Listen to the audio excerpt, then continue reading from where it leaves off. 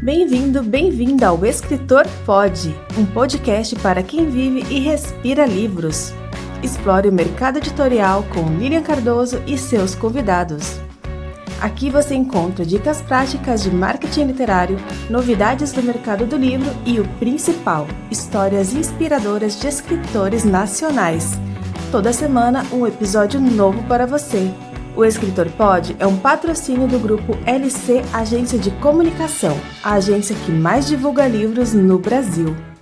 Bem-vindo a mais um episódio do Escritor Pode. Hoje eu estou com uma autora, gente, que é um sucesso, carioca, Fernanda Nia, autora também do nosso cliente, da editora VR. Fernanda, muito prazer estar com você aqui no nosso podcast, o Escritor Pode, que é patrocinado pelo grupo LC Agência de Comunicação. Oi, gente, é um prazer enorme estar aqui falando com vocês. Prazer, eu sou Fernanda Nia, autora de vários quadrinhos e histórias para jovens, e é sempre um prazer conversar com vocês, pessoas do meio e leitores. Fernanda, você começou a lançar, você lançou o seu primeiro livro com quantos anos, faz quanto tempo? Conta um pouquinho da sua história para a gente, para quem está aqui ouvindo o nosso podcast ou vendo o videocast aqui pelo meu canal do YouTube. Gente, eu pareço nova, mas eu não sou tão nova não, tá? Eu já comecei há bastante tempo, eu comecei o meu trabalho autoral. Eu escrevo desde sempre, desde nova, aquele ímpeto de contar histórias de pessoas que são leitoras vorazes desde jovens, né? Mas a minha carreira autoral mesmo, compartilhando minhas histórias para o mundo, eu comecei quando eu tinha 21 anos, há mais de uma década atrás, que foi com os quadrinhos e pequenos textos do Como Eu Realmente, que começou com um site, né? Deixa eu até abrir para dar uma ilustrada. Já que a gente está aqui, né? A gente dá uma ilustrada. Claro. E pequenos textos. E eu comecei a publicar num site em 2011 e eles ficaram famosos muito rápido por causa da internet, divulgação e tudo mais. E aí uma editora entrou em contato comigo para a gente publicar, fazer uma série de livros de publicação tradicional mesmo, e por isso que eu tenho esses dois aqui. O site, ele está no ar até hoje, de vez em quando eu posto tirinhas novas, e assim, lá tem anos e anos e anos de material já publicado. Alguns anos depois, em 2018, é aquilo, né? Eu gosto de dizer que eu sou uma pessoa que gosta de contar histórias, independente do meio. Então, seja por um quadrinho, uma ilustração, uma prosa mais longa. Então, eu sempre escrevi além dos quadrinhos também. E foi aí que em 2018, um pouquinho depois, eu lancei a minha primeira história em prosa mesmo, que é uma fantasia urbana para jovens, que é a Mensageira da Sorte, pela plataforma 21. E aí eu comecei a minha história também como autora que escreve romances para jovens, né? Algum pouquinho tempo depois veio o Nosso Lugar Entre Cometas e, nossa, eu tô com um monte de livro aqui. E meu lançamento desse ano, que é A Magia que Nos Pertence. Se você quiser, a gente fala um pouquinho de cada um deles. Vamos aí no seu ritmo. Não, vamos no seu ritmo. Eu quero ouvir as histórias, porque assim, querendo ou não, né, a sua geração agora de escritoras e escritores que estão fazendo sucesso, que têm conquistado o seu público, gerado uma comunidade de leitores, vai inspirar muito os ouvintes, todos os autores e autoras, editores também, que estão, enfim, todo o pessoal do mercado do livro, aqui dentro do Escritor Pode, porque foi uma trajetória e as pessoas, assim, esperam pelo seu próximo livro. Então, acho que você poderia contar, assim, como é que foi, né, a sua primeira Bienal. A gente vem acompanhando, né, os influenciadores literários, os blogs, seu projeto tão lindo na plataforma 21, você lançou na Bienal de São Paulo, depois veio com um livro novo também para a Bienal do Rio. Queria que você contasse como é que tá tudo isso, como é que é o seu dia a dia também como escritora, enfim. Contar tudo, vamos lá. São ótimos assuntos para a gente falar aqui durante horas, uma maravilha.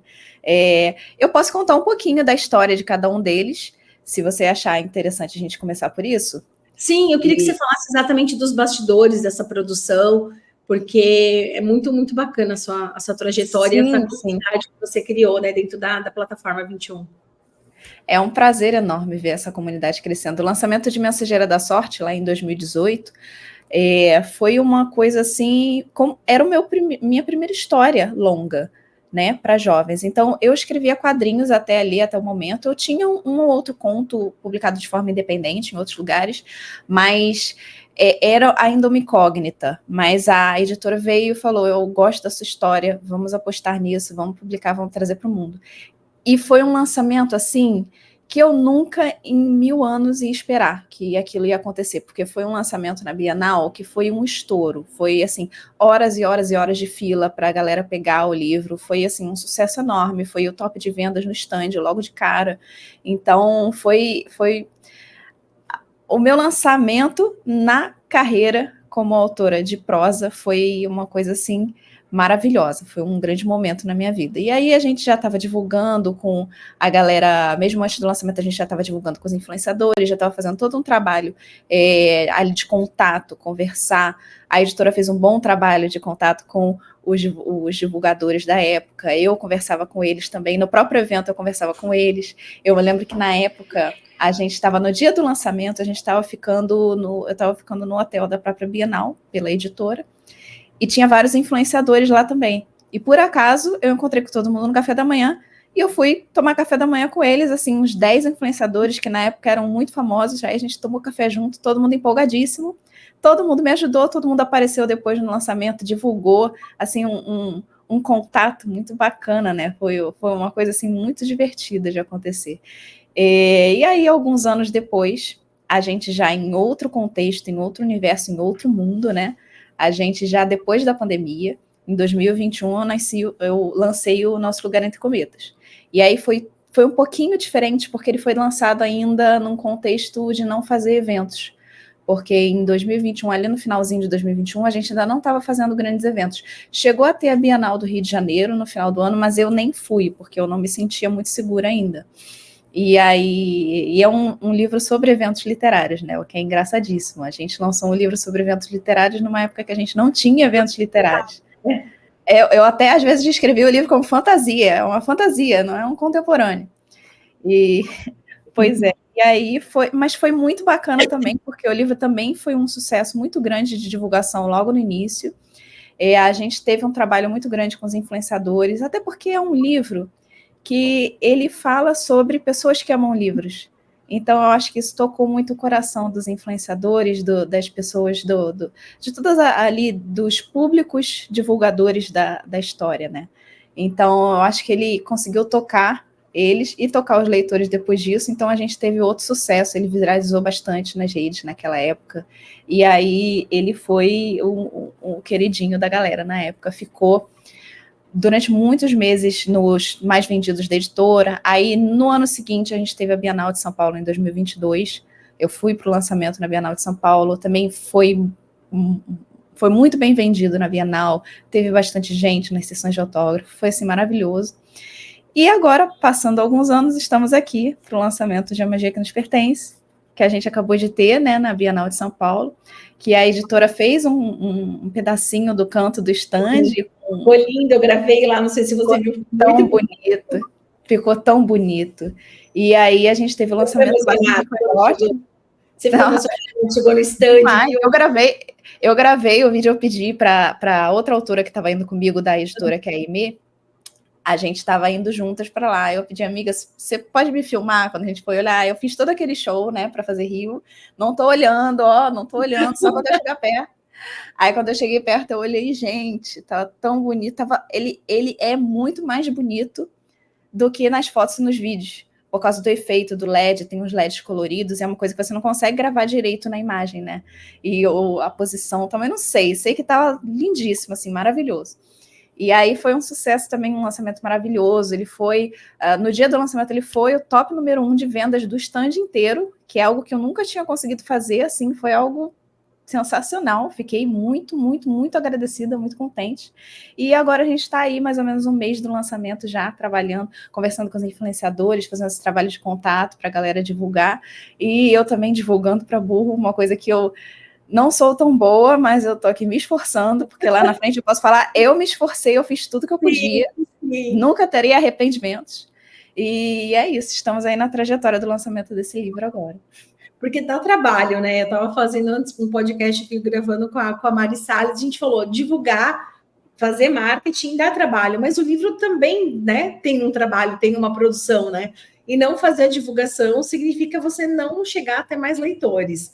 E aí me diz uma coisa, aí nessa Bienal agora que aconteceu em São Paulo, você se sente em que fase já? Você se sente como uma autora consolidada?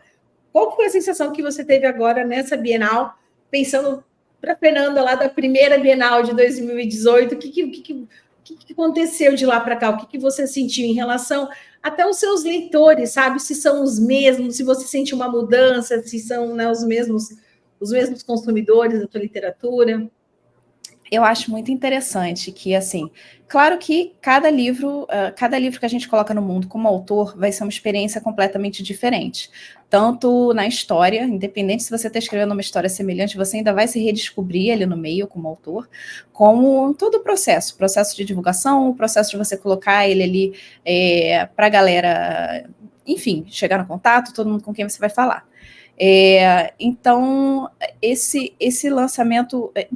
toda essa época, eu diria que os leitores... Eu tenho muitos leitores que me acompanham ao longo dos anos, desde a época do Como Eu Realmente... Tem gente que está me acompanhando há mais de uma década. Isso é uma honra muito grande para mim. Isso é muito legal. Pois é algo que eu... Crescendo junto contigo, assim, né? Vai crescendo junto comigo. Pessoas, às vezes, que...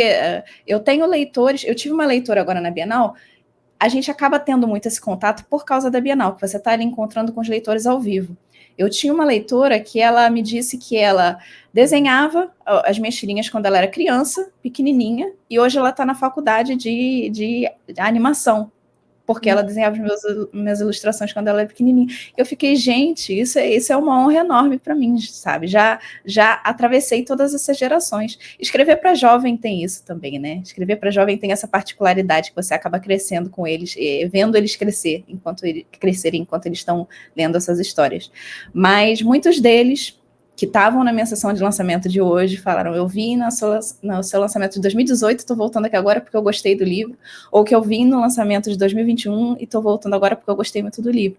Então, eu acho que sim, tem muitos leitores, se você faz um trabalho legal, se você conta uma história genuína, se você conta as suas histórias, a sua arte, se você faz de uma forma genuína, as pessoas vão gostar e elas vão te acompanhar no futuro. É só você lembrar de contar a história genuína que você sabe que você precisa contar como autor.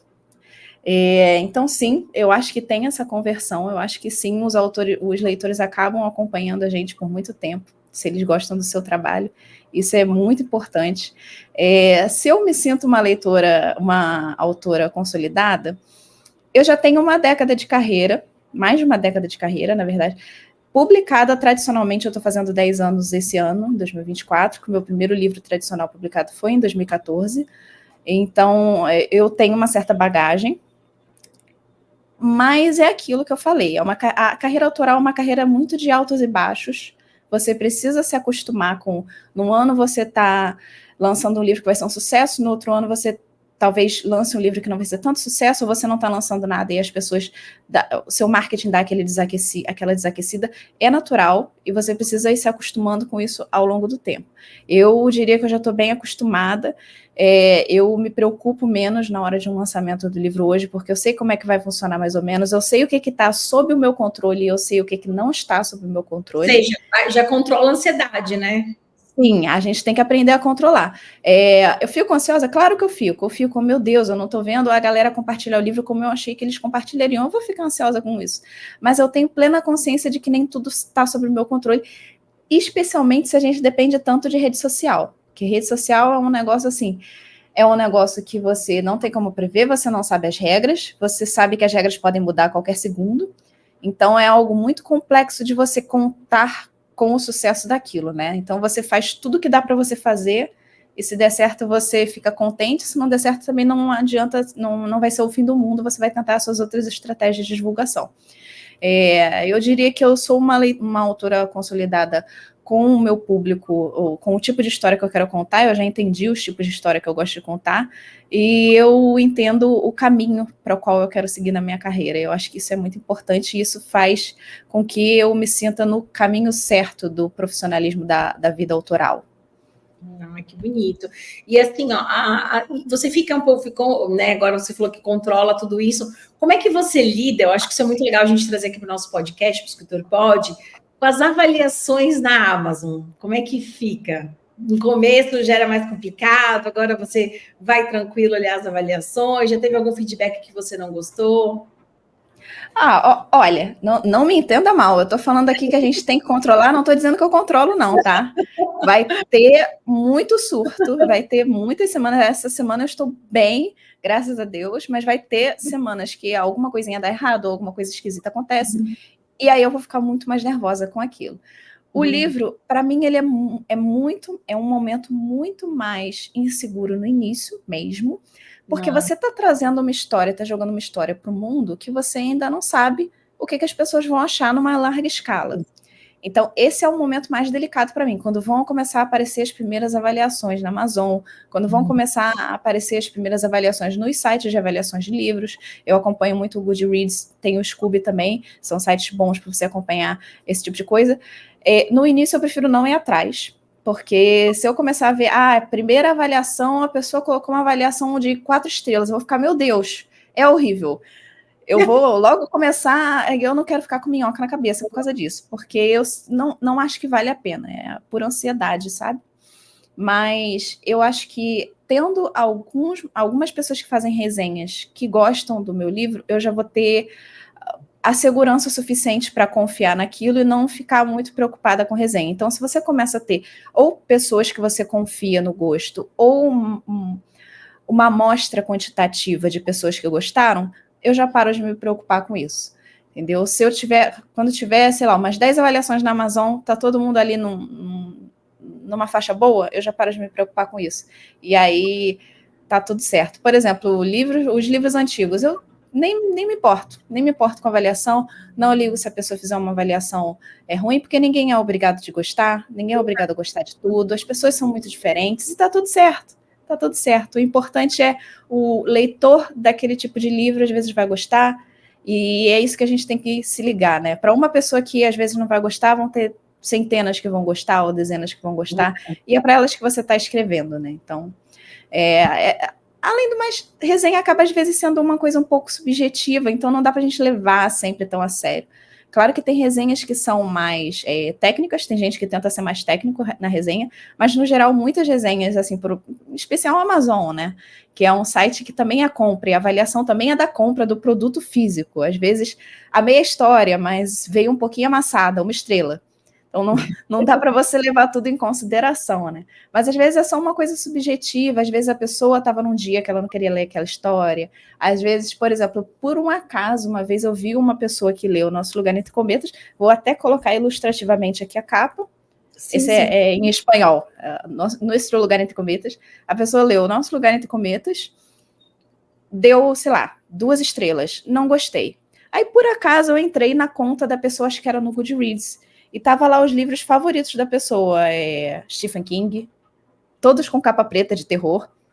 Tudo bem, eu entendo ela não ter gostado do Nosso Lugar Entre Cometas, faz sentido, não é o tipo de livro... Essa categoria literária, não é o tipo e tá tudo certo, não. Mesmo se ela achou o livro ruim, além do gosto dela, tá tudo certo também. As pessoas têm gosto, todo mundo tem direito a não gostar das coisas, né? Mas eu acho que é isso. Eu me lembro... Eu tentando... É o que eu falei, né? Eu tenho mais de uma década já lidando com avaliações. Hoje eu lido, talvez, pior do que antigamente. É engraçado, né? Quando eu publicava no Como Realmente, eu ligava menos porque as pessoas falavam. Talvez por conta da expectativa dos leitores ou da sua autocobrança. Tinha menos expectativa, eu tinha menos entendimento do mundo como um todo, e a gente vivia num mundo muito menos agressivo online, eu acho, né? As pessoas, mesmo elas sendo agressivas, eu não ligava tanto quando isso acontecia. Aí eu sempre me lembro, no primeiro ano do Como Realmente, foi um ano, assim, muito impactante para mim, porque foi o ano que estourou, foi o ano que eu fiquei famosa sem querer com as tirinhas, várias coisas aconteceram. Aí eu fiz um post que eu publicava no site, né? Fiquei famosa sem querer. Não tanto assim, não tanto mais o trabalho do que eu mesma. Mas alguém, porque isso mostra que o teu trabalho é bom, né? Porque eu sempre falo assim, não adianta fazer marketing, né? Trabalhar o marketing, fazer divulgação se o conteúdo não é bom, porque ele não tem sequência, né? Não tem indicação, não Pois tem é. viraliza, né? Mas desculpa, pode contar que essa história tá boa. Não, é muito curtinha, uma história que eu sempre lembro toda vez que falam de avaliação, que é esse primeiro ano eu fiz esse post todo bonitinho. Aí eu fiz uma grande colagem, pegando várias mensagens que os leitores tinham me mandado. Eu tô amando essas tirinhas, eu tô amando, eu acompanho todos os dias, entro no site todo dia. Fiz uma colagem bonitinha, com todo mundo lá, fiz várias tirinhas que eu tinha feito ao longo de um post lindo. Publiquei, um obrigado enorme, obrigada galera por me acompanhar. Primeiro comentário, que era blog, então as pessoas comentavam. O primeiro comentário foi: 1 ano, caraca, podia parar por aí, né? E eu assim. E hoje eu rio, e eu nem me lembro de eu ter ficado tão perturbada naquela época. Talvez eu tenha ficado triste, mas assim, hoje eu conto como uma anedota, né? Muito engraçado uma pessoa com essa maldade no coração, né? Logo de cara, ir lá, parece que é um esquete de humor, né? Mas se eu tivesse parado por causa disso, eu não estaria aqui hoje, né? Então, eu acho que a gente tem que levar isso em consideração. A gente percebe assim porque o escritor e a escritora ele já tem, por natureza, né, a autocobrança, né, com a entrega do texto, com a originalidade, com tudo isso que envolve, você sabe, nesses bastidores. Mas aí quando vem a avaliação de algo que às vezes o que eu escuto dos nossos clientes, dos nossos escritores e tal, que o que mais chateia na avaliação é quando não condiz com o livro, né? Com o feedback não está relacionado com o livro, ou exatamente por isso que você falou. Não é a categoria literária que a pessoa lê, ela comenta e fala: nossa, não gostei porque tem muito romance, mas é um romance, né?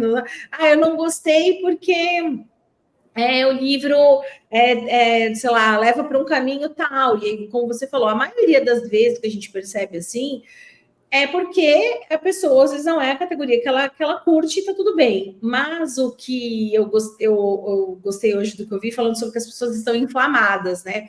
Então, na internet, hoje, né, nas avaliações, as pessoas podem ir lá e comentar o que elas querem. Então, por isso que o escritor e escritora tem que fazer um filtro, né, Fernanda? Quando tá lendo, se ter a empatia e pensar assim, bom, mas isso não é sobre o que eu entreguei, talvez, né? Porque às vezes pode ser um feedback do tipo, olha, pode ser um feedback de, como a gente diz, um love back, né? Poderia ter mais isso no seu livro. Legal, como acontece às vezes para os leitores do Wattpad, que vão acompanhando a produção do livro em tempo real, mas às vezes a gente percebe que a pessoa também querendo dar uma lacrada, né? Querendo, às vezes, comparar com uma outra literatura.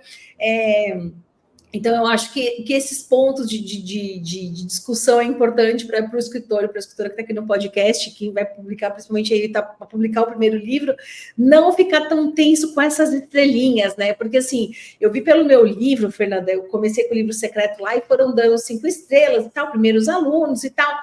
E daqui a pouco eu recebi 3 estrelas. Né? E quando você recebe uma avaliação que ela é boa, não é nem excelente, nem ótima, ela é só boa, aí já o número já de 5.0 já vai para um 4.6 e tal. E aí você vai falando, mas isso não é para validar toda a dedicação, todo o meu trabalho que fiz. É uma pessoa que, né, essa pessoa que fez o comentário, Fernando, você falou agora, eu lembrei, ela disse que eu não coloquei o contato dos donos das editoras. E eu pensei assim, mas como é que eu iria botar o contato, né? Imagina, né? Enfim, e tá tudo bem, foi lá, avaliou e tal. As pessoas têm critérios muito específicos para avaliar, é muito engraçado. Muitos. E eu acho que é por isso que a gente tem que buscar mesmo a avaliação. Eu gostei de uma coisa que você falou sobre a avaliação de quem realmente eu estou. Você falou alguma coisa assim, né? De quem eu estou esperando, de quem eu, né? Porque, assim, eu também, eu busquei olhar, por exemplo, o que os meus alunos acharam, o que os escritores que me acompanham iam achar, o que os profissionais do mercado do livro, que foram os meus primeiros leitores até, eu mandei meu livro para muitos amigos do mercado do livro antes, né, porque era um projeto, um guia, né, que explica como fazer um livro, e eu queria te perguntar, você também tem essas pessoas, né, que você fala, eu quero que essa pessoa leia meu livro antes, porque com a avaliação dela eu vou me sentir mais tranquila, fora, é claro, o pessoal da editora, tem um leitor, uma leitora beta aí que sempre está com você nos seus projetos? Não, 100% isso. Eu acho que é muito importante você, como autor, você ter uma rede de segurança com outros autores. Se você tem amigos autores, senão você busca pelas redes sociais e faça amigos autores, porque é muito importante. Eu tenho uma série de amigos, autores consolidados, autores iniciantes, autores internacionais, amigos próximos que a gente está sempre conversando, e em momentos de insegurança eu vou lá e mando, e pergunto, o que vocês acham disso aqui? Vocês acham que está fazendo sentido? Ou para, enfim, qualquer insegurança, ou textual, ou de processo, a gente está sempre conversando, e isso é muito importante. Se eu publico meu livro e meus amigos, esses amigos que são autores que eu sei que trabalham com isso, fazem leitura crítica, são pessoas que eu admiro, que têm uma escrita que eu admiro, se eles me falar, não, tá bom, você não é maluca, isso é suficiente para mim. Fora a minha agente, que eu trabalho com uma agente, e foi a primeira que leu. Quando eu mando o livro, eu não trabalhei com beta nessas histórias. Se eu mando, a primeira pessoa que leu foi a minha agente, mando para ela, ela fala, não, você não tá maluca, não. Aí já é meio caminho andado para mim. Claro que eu vou esquecendo, porque eu fico naquela vulnerabilidade da síndrome do impostor o tempo todo, mas eu vou juntando essa montanhazinha, vou construindo um murinho de tijolos para me proteger, para ter certeza de que aquele livro realmente é um livro bom, com essas avaliações dessas pessoas. Alguns influenciadores também, eu confio em alguns influenciadores que gostam muito do gênero específico, que eu gosto do trabalho, que eu acompanho. Se eles falam que o livro que eles gostaram, que eles leram e gostaram, eu também já fico mais tranquila. Então, se eu junto todas essas pessoas me dando essa opinião, vai me impactar menos ter aquela estrela menor que vai aparecer do nada sem qualquer explicação. Eu não procuro tanto, né? Eu não entro tanto nos sites para ficar olhando. Mas um negócio interessante que você falou é que as pessoas ficam muito inflamadas, né? Essa semana mesmo eu estava conversando com esses meus amigos, que eu estava olhando o Goodreads para ver os livros que eu estava querendo ler. E era muito curioso, porque, assim, livros que fazem muito sucesso, livros com nota altíssima nas plataformas, e você ia olhar as resenhas mais votadas eram as negativas, reclamando para burro de várias coisas. E às vezes eram umas coisas muito engraçadas que as pessoas reclamavam de uma forma muito passional, muito, muito, muito passional, para detalhes muito pequenos. Então, é como se a pessoa... E eram como se fossem influenciadores de avaliações, que eu reparei, né? Porque eram pessoas que eram muito seguidas. Então, eu não sei se as pessoas ficam procurando realmente detalhezinhos, às vezes, para reclamar do livro. E não sei se já existe essa expectativa.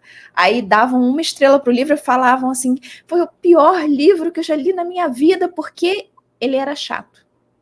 Esse era o argumento da pessoa, ele era chato. É o pior livro que eu já li na minha vida. Gente, vamos com calma. Vamos com calma. Era muito engraçado. Nem faculdade, nem um livro técnico na vida, nem um livro da escola que não gostou, né? Esse daí foi o pior, né? Pois é, então às vezes eu não acho que seja por maldade nem nada, não. Eu acho que é um comportamento social que às vezes a gente, os leitores ou a comunidade, ou uma certa parcela da comunidade, às vezes está indo para esse comportamento. Fora toda essa questão de rede social hoje em dia, que às vezes a gente, como organismo social, está sendo mais treinado para dar opiniões negativas do que positivas nas redes por causa do algoritmo, que o algoritmo às vezes vai valorizar, por exemplo, você reclamar de um livro. Às vezes a gente vê muito influenciador literário postando mais vídeos sobre me fala 5 livros que você odeia, ao invés de falar me fala 5 livros que você ama. Então tem toda uma questão assim, talvez de como a gente lida com as redes sociais e o tipo de engajamento que a gente busca hoje em dia, né? Não sei, estou aqui teorizando, também não sou grande estudiosa do tema, só o que eu sinto. Mas é legal você falar como escritora, né? Como escritora, e eu também aqui que trabalho com livro, que trabalho para tantos escritores aí há 15 anos, porque é um pânico mesmo, né, para o escritor, assim, quando lança o primeiro livro, eu percebo, assim, que Lília, a gente trabalha com as avaliações lá, né, indica para os blogs, influenciadores também fazerem as avaliações, e aí a gente faz esse ponderamento. Não, é uma avaliação construtiva, a pessoa gostou, ok, e às vezes tem umas bem legais, assim, que a pessoa vai lá dar uma nota não tão alta, né, dá lá 4 estrelas, mas ela comenta, olha, eu achei que poderia, sei lá, ter mais, sei lá, alguns temas poderiam ter mais profundidade, né? Por exemplo, no livro de não ficção, mas tem algumas que realmente fica uma terra sem lei, então é só para o escritor, né, Fernanda? Quando lê, fica tranquilo para não se assustar. Não pode se assustar, assim, é aquilo, é o que a gente falou. Às vezes tem umas avaliações muito legais, mesmo quando eles estão criticando, falam coisas muito interessantes, é bacana. Mas também a gente não pode perder a cabeça com isso, senão a gente vai parar de escrever, né? Porque a gente vai estar sempre pensando no que as pessoas vão falar nas resenhas e não pode ser assim, porque bem ou mal a gente está criando arte, se a gente começa a pensar demais no que as pessoas vão falar, a gente deixa de ser genuíno. Isso então, é verdade. mas assim, graças a Deus eu não sofri tanto com essa coisa de resenhas muito negativas, porque meus livros, graças a Deus, eles têm resenhas muito boas nas plataformas, está tudo com notinha acima de 4, então para mim está tudo bem, então notas boas. O Nosso Lugar Entre Cometas na Amazon, até pouco tempo ele estava com nota muito alta para a quantidade de avaliações, e eu fiquei, nossa, até emocionada com isso, né, porque acho que estava com nota quase 5 até hoje, com uma quantidade grande de avaliações. Então, para mim está tudo certo, não vai ser uma avaliação ruim do nada que vai me destruir. Eu vou ficar pensando nela, não vou mentir, que eu não vou ficar pensando nela por um certo tempo se ela chegar até mim, né? Porque a gente tem 100 pessoas falando que é bom, tem uma pessoa falando que é ruim, a que é ruim é a que a gente vai ouvir, né? Mas tudo bem, a gente tem que aguentar e ir deixando para lá com o tempo, né? E assim, o que você falou, né? Se cercar de pessoas que já deram, que já olharam o livro, que deram uma avaliação, falaram, não, tá, tem qualidade, tá bacana o que você escreveu. Eu acho isso muito importante, sabe? O autor ter uma leitura crítica, ter alguém que faça, que tenha esse olhar, porque isso realmente dá segurança. Isso deixa você assim, não, tá ok. Essas pessoas aqui, né, falaram que tá bom, eu vou sair por aí divulgando. Fernanda, e me diz uma coisa, tem algum sonho assim que você tem como escritora? Alguma coisa que você fala assim, caramba, isso aqui ainda eu quero muito conquistar, que você pode abrir para a gente aqui no podcast? Um deles eu conquistei já esse ano, né? Que foi a publicação no exterior, que Nosso Lugar Entre Cometas acabou de ser publicado na Argentina. Inclusive, eu estava segurando o livro aqui, achando que era em português, mas é o espanhol. Aquele lindinho, ó, Nuestro Lugar Entre Cometas. Esse foi um grande sonho já alcançado, né? Outros sonhos, eu acho que vai muito para a alegria de qualquer autor ser convidado para grandes eventos literários. Então, toda vez que eu sou, para mim é um sonho realizado. Toda vez que eu sou convidada para grandes eventos literários é um prazer, um sonho para mim estar realizando aquilo. E fora isso, eu acho que é o sonho básico principal, que é chegar até cada vez mais leitores. Então, cheguei a, sei lá, 20 mil leitores, realizei um sonho, mas aí aumenta a meta de novo. Agora vamos para 30 mil. E aí a gente vai aumentando sempre a meta e nunca fica satisfeito. Mas, assim, eu diria que chegar a cada vez mais leitores é o maior sonho deles. Ai, que legal. E nunca pensou também nele no filme, na série? Porque os teus livros têm muito pegada de série, né? Eu sei que eu tenho uma adolescente em casa, né, de 13 anos, e eu vejo muito também desse mundo, né? E a gente tem visto algumas literaturas nacionais ganhando esse espaço também, então também a gente chegou a pensar nisso. A gente sempre pensa, né? Mas assim, eu sei como é que funciona o mercado, que é uma coisa muito mais difícil você produzir um filme no Brasil, no contexto. Vai muito além de coisas que estão sob o meu controle ou de coisas que são uma realidade do livro específico. Por exemplo, se você está escrevendo uma fantasia, às vezes vai ser muito mais difícil de você conseguir um dia adaptar aquilo, né? Então, nesse caso em específico, eu não crio os sonhos, não crio as expectativas, porque aí eu não tenho como... se acontecer algum dia, eu vou ficar contente, sabe? Mas se não acontecer, tá tudo bem também, e a gente vai seguindo, porque o meu objetivo é contar as histórias, é isso que eu tô fazendo. É isso aí, mais pé no chão, né? Fernanda, a gente tem uma brincadeira aqui no nosso podcast, no Escritor Pode, que é o que o escritor pode e o que o escritor não pode fazer. Então, o nome veio com essa brincadeira. É um espaço para o escritor poder falar, contar as histórias como você, para as pessoas que estão ouvindo aqui o podcast, ouvir a tua história, poder se conectar contigo. E a gente sempre deixa essa brincadeira, né? Então, o que você acha que o escritor pode e que o escritor não pode fazer? Vamos lá, o que o escritor pode? E aí eu vou falar uma coisa pensando muito no que a gente eu tenho visto muito, às vezes, em perfis de Instagram e tudo mais, muito perfil dando dicas de escrita específicas e, às vezes, são num tom muito, você não pode fazer isso, senão você não vai ser nunca um autor. umas coisas de cunho, não digo nem de marketing nem nada, mas de cunho artístico. Você não pode nunca usar esse tipo de voz, porque isso daqui não vai funcionar. E escrita, acima de tudo, é arte. Então, eu diria que o autor pode sim quebrar regras. Pode quebrar regras de escrita, de narrativa, de artística. Você tem que seguir o seu coração se aquilo estiver funcionando para a história. Então, o autor pode sim quebrar as regras, as grandes regras de ouro de narrativa, as grandes regras de não pode contar, tem que mostrar. Pode quebrar isso tudo. Pode quebrar isso tudo. É interessante você sempre conhecer as regras. Claro que você precisa de um vasto estudo teórico se você quiser ser um autor que vai contar histórias profissionalmente e tudo mais. É interessante você estudar bastante, você ter todo aquele ensinamento teórico. Você tem grandes autores do mundo aí, e grandes livros sobre escrita, que é legal você estudar bastante, mas é arte. No final é arte, então tendo o conhecimento das regras, você sabe melhor como quebrar elas. Então é isso. Eu diria que esse é o meu pode. E o não pode, eu acho que a gente pode até puxar do nosso assunto todo de resenha até agora. Que eu diria que o acautor não pode é invadir o espaço do leitor no que ele achou de uma história. Eu não acho legal, claro que eu acabei de falar que os autores podem quebrar regras, mas eu não acho legal, por exemplo, quando um autor vê que alguém deu uma resenha e vai lá brigar com o leitor. Eu não acho isso muito legal. Eu não acho isso muito legal porque o leitor tem direito da opinião dele, independente se ele gostou, se ele não gostou. E você tem que dar o espaço dele para isso. Tanto que eu até evito entrar nos sites de avaliação dos meus livros, porque aquilo ali é um espaço de leitor e eu quero que as pessoas se sintam confortáveis para dar a opinião delas sobre o que elas gostaram dos meus livros, sem achar que estão sendo fiscalizados ou que alguém vai ir lá bater boca. Então, eu acho que esse é o meu não pode. Em redes sociais, às vezes, alguém fala mal de alguma coisa, você vai lá bater boca. Eu acho que são poucos os casos que justifica. Talvez se for um ataque pessoal, alguma coisa assim, dá para entender. Agora, a pessoa não gostou do seu livro por motivos específicos dela, você não concorda como autor e você vai lá discutir, eu não acho que cabe, assim. Eu acho que a pessoa tem direito à opinião dela, você como autor tem que aceitar que a outra pessoa também está participando da sua história, porque quem cria a história não é só o autor, é o autor e o leitor. E se o leitor achou aquilo, o que a gente pode fazer, né? Faz parte.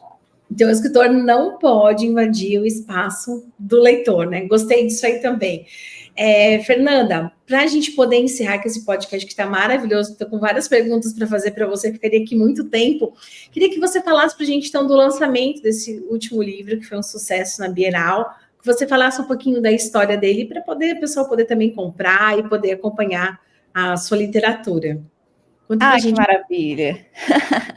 O meu último lançamento é A Magia que Nos Pertence, que é o que a gente falou agora há pouquinho, que foi o lançamento na Bienal de São Paulo, que foi um lançamento muito bom também, eu fiquei muito contente. Ele conta histórias de 4 jovens, são esses 4 jovens que estão na capa, que estão atrás de uma criatura um pouco estranha e inusitada, que é um algoritmo de redes sociais que ganhou vida pela magia e virou criatura fugindo. E esses 4 jovens precisam ir atrás deles por motivo específico, por trás dessa criatura por motivos específicos, só que eles não vão conseguir alcançá-la e usá-la para os seus motivos, enquanto eles não lidarem com seus próprios segredos, que eles escondem todos uns dos outros, e lidarem com as suas próprias angústias pessoais. A história se passa no Rio de Janeiro, atual, com um pouquinho de magia, onde fenômenos estranhos são apenas normais. É uma pegada, eu diria, um pouco de realismo mágico latino-americano, porque você tem situações absurdas mágicas acontecendo e todo mundo lidando com o absurdo como se fosse normal. Como a gente lida no nosso dia a dia, né, com coisas absurdas que acontecem, a gente lida com naturalidade, porque é uma marca do nosso povo, né, da nossa cultura.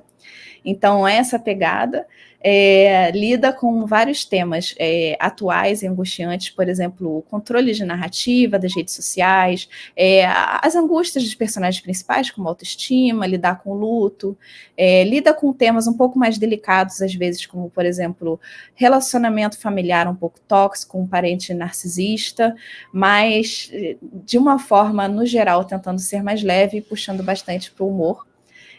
Acaba sendo uma história que, pelo menos me dizem, eu sou suspeita para falar, mas me dizem que é uma história que você lê rápido, porque é muito dinâmica, e eu espero, sinceramente, que vocês gostem. Ah, eu vou já presentear a Catarina, vou pegar uma na agência. Uma pena que eu não consegui encontrar contigo lá na Bienal para pegar autografado.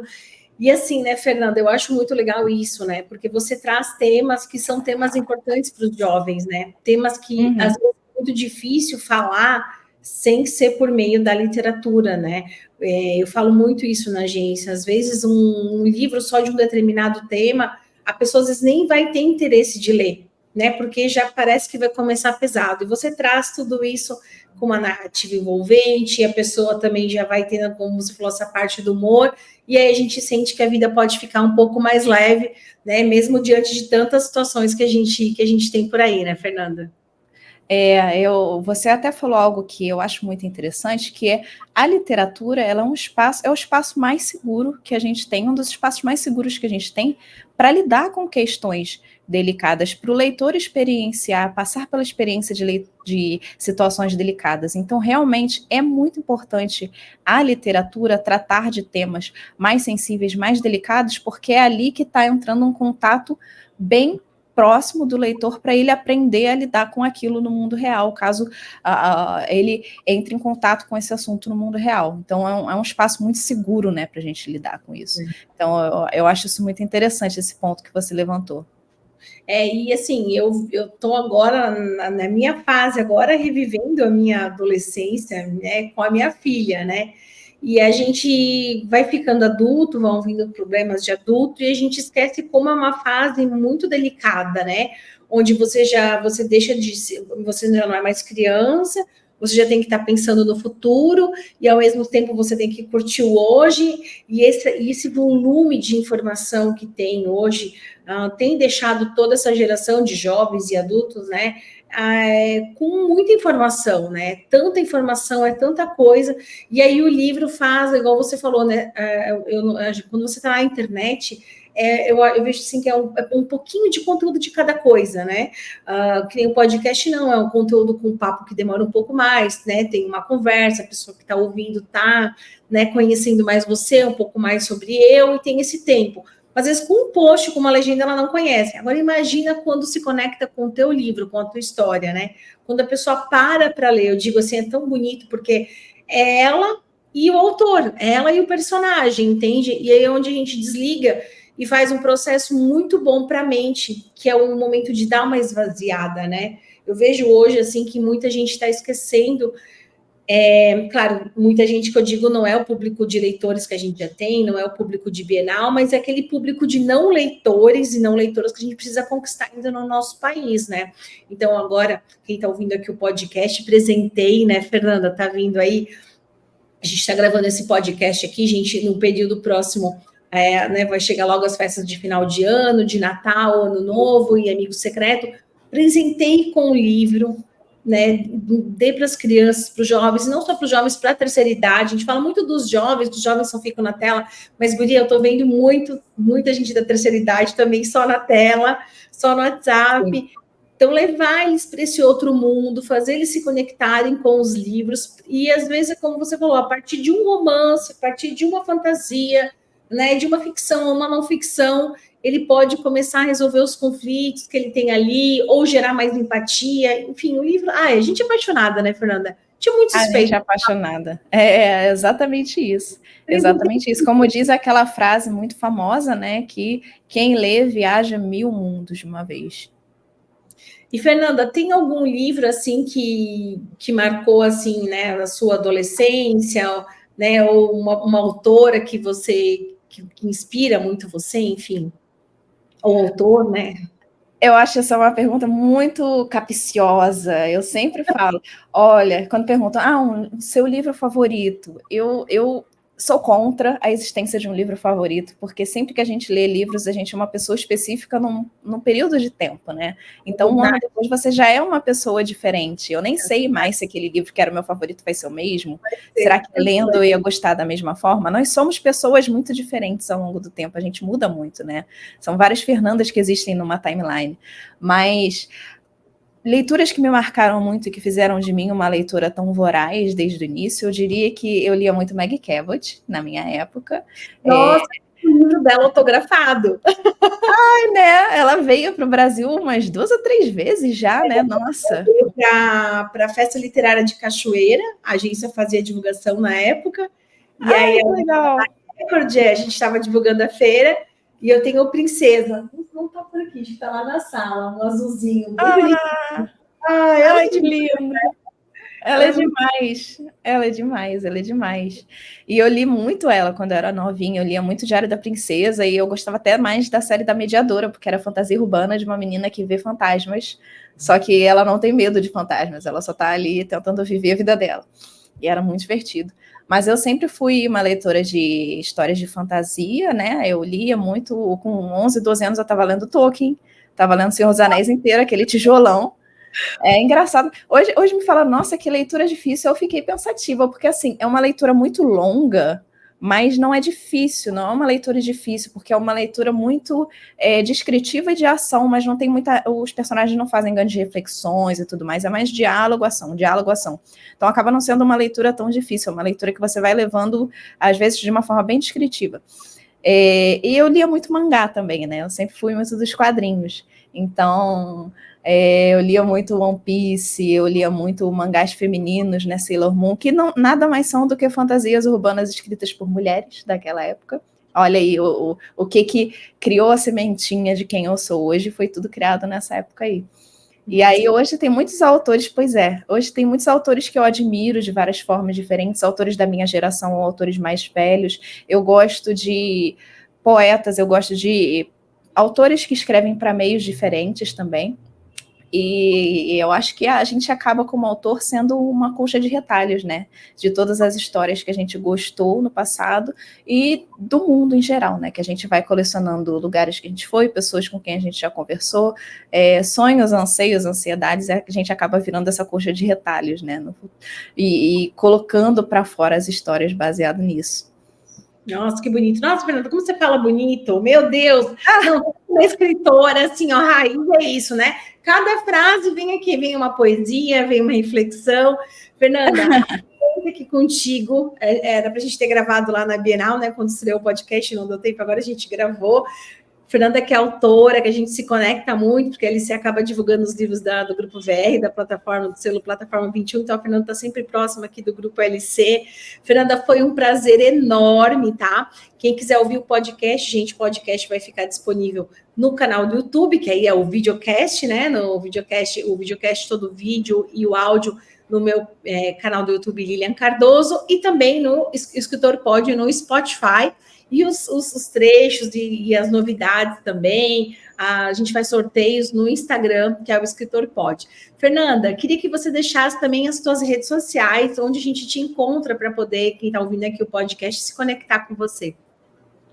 Gente, eu estou em praticamente todas as redes sociais que são mais usadas hoje em dia. É só me procurar pelo meu nome, Fernanda Nia, que vocês me encontram muito fácil. Não tenho usado a última rede social que voltou para aí, não tenho usado tanto o Twitter, mas eu estou no Blue Sky, eu tenho usado mais o Blue Sky, gostei mais de lá, achei bem bacana. Se vocês me procurarem pelo meu nome, Fernanda Nia, vocês vão me achar fácil. Os meus livros estão disponíveis nas livrarias e nos sites que vendem livros, então também é muito fácil de achar eles pelos nomes, e foi um prazer imenso estar conversando com vocês aqui, com você, Lilian, é um prazer trabalhar com vocês também, sempre, precisando de qualquer coisa, estamos aí, quem quiser dialogar, conversar, estamos aí também. Ai, que bom, muito obrigada, Fernanda. Tenho certeza que você vai continuar inspirando em muitos escritores, muitas escritoras e também formando novos leitores e novas leitoras. O podcast Escritor Pod é um patrocínio do Grupo LC, Agência de Comunicação. Um beijo, gente, até o próximo episódio. Tchau, tchau! Obrigada por acompanhar este episódio do Escritor Pod. Se você gostou, compartilhe com seus amigos escritores. Não deixe de seguir @escritorpod e também @Lilian Cardoso nas redes sociais. Siga também o canal do Spotify ou na plataforma de streaming que você mais utiliza. Não esqueça também de avaliar e deixar seu comentário. Lembrando que o Escritor Pod é um patrocínio de LC Agência de Comunicação, a agência que mais divulga livros no Brasil.